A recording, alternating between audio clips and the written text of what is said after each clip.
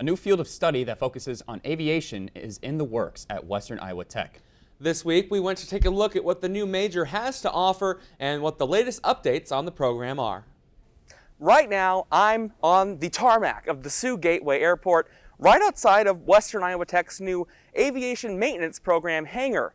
I talked with Mr. Frank Urbanski of Western Iowa Tech, and he gave me the inside scoop on the new Aviation Maintenance Program. The program is a new 2-year offering that is designed to equip students with the essential skills and knowledge needed to excel in aircraft maintenance and repair. Western Iowa Tech is leasing a hangar at Sioux Gateway Airport, and in the future plans to partner with Oracle Aviation and Morningside University by performing basic maintenance on their aircraft.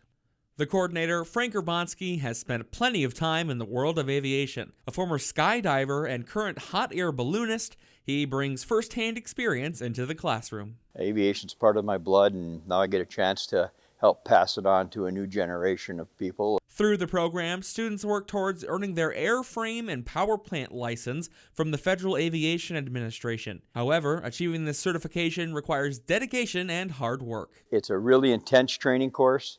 The process of getting a A&P license is you end up studying about 42 different elements that you have to be familiar with and that you can be tested on.